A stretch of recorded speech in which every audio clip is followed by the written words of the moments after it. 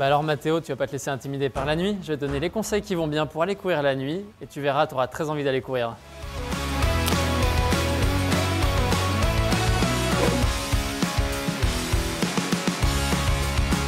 Le premier conseil pour bien réussir à courir la nuit, c'est de bien éclairer sa route. Que tu sois par exemple en ville, c'est vrai que tu vas avoir des moments où tu vas avoir des luminaires qui vont pouvoir éclairer un petit peu ta route.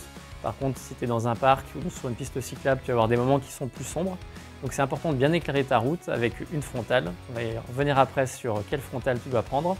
Et puis c'est encore plus important quand tu cours en forêt par exemple ou sur des chemins qui ne sont pas éclairés, parce que là il n'y a que ta frontale qui te permettra d'éclairer ta route. Donc qu'est-ce que tu regardes? Tu regardes déjà la luminosité de ta lampe, qui peut être une lampe frontale ou une lampe que tu pourras venir avoir au niveau de ton buste. Et donc tu vas regarder pour la luminosité, tu vas pouvoir regarder les lumens. Qu'est-ce que c'est les lumens? C'est une unité de mesure qui permet de regarder et de voir la luminosité de ton éclairage. Et donc tu peux avoir des premières lampes à partir de 150 lumens, parfois 200, 300, 400, 600 et parfois même jusqu'à 1000 lumens. Et donc par exemple si tu cours en ville, à partir de 200, 300 lumens c'est suffisant et tu ne vas pas forcément avoir besoin d'avoir une grande autonomie. Par contre si tu cours sur une course de nuit, notamment sur un trail long, sur un ultra trail, là c'est super important d'avoir à la fois une lampe qui t'éclaire suffisamment, donc 300 à 400 lumens pour un trail c'est suffisant, et puis d'avoir une autonomie qui soit au moins pour la durée de ta course, en tout cas toute la partie de nuit. Et donc quand tu es sur une course d'une nuit ça va, parfois deux nuits, et donc là tu pourras avoir une première lampe mais aussi une deuxième lampe de rechange pour avoir une autonomie suffisante pour réussir ta course. J'ai d'ailleurs une anecdote à ce sujet. C'était sur une des courses de la Maxi Race qui avait lieu en octobre, c'était en 2021, il y avait un changement de date. On partait à minuit et donc moi j'avais fait mon sac, j'avais pris mes deux frontales, sauf que j'en ai une qui ne marchait pas déjà au départ. Je prends ma lampe frontale de rechange qui devait être là uniquement en cas de secours et puis celle-ci n'était pas aussi suffisamment chargée.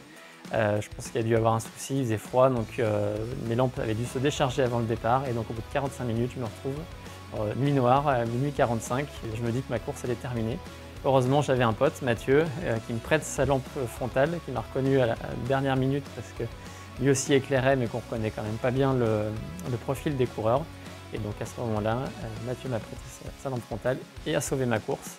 Mais c'est une expérience qui m'est utile puisque maintenant on ne me reprend plus à ce sujet. Et donc j'ai toujours deux lampes frontales que j'ai bien vérifiées qu'elles fonctionnaient avant de prendre le départ. Bien éclairer sa route, c'est important, être visible aussi. Pour ta sécurité notamment, puisque par exemple si tu es sur des routes de campagne ou même dans des endroits peu éclairés en ville, les voitures ou les vélos pourraient te voir à la dernière minute et donc ça pourrait créer un accident ou te mettre en danger. Et donc ce que tu peux faire, c'est d'avoir des vêtements réfléchissants. Ça peut être par exemple une veste technique réfléchissante, ça peut être un short, ça peut être des chaussettes de compression réfléchissantes, mais aussi des chaussures. Et donc en fait, ce que ça permet, ces vêtements-là, c'est quand tu n'as pas de lumière dessus, tu n'as pas l'impression que c'est des vêtements différents des autres, mais en réalité, quand tu as une lumière dessus, notamment des phares, ça vient réfléchir tout le vêtement et ça te permet d'être très visible. Donc ce que tu peux faire, c'est acheter ces vêtements-là.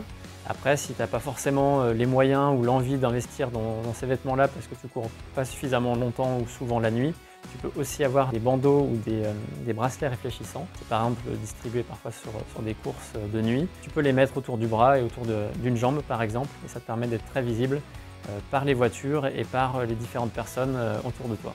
En lien avec le conseil précédent, pour être visible avec les bons équipements, c'est aussi important d'avoir les bons équipements pour lutter contre le froid, en particulier au printemps, à l'automne et en hiver, puisqu'il fait généralement plus froid quand il fait nuit. À la tombée du soleil, ça peut tomber assez drastiquement les températures. Et donc, ce que nous on te recommande, c'est d'avoir au moins une couche technique, potentiellement deux quand il fait vraiment froid, et par-dessus une veste, qui peut être une veste par exemple imperméable s'il pleut en plus dehors. Dans ce cas, c'est que tu es très courageux.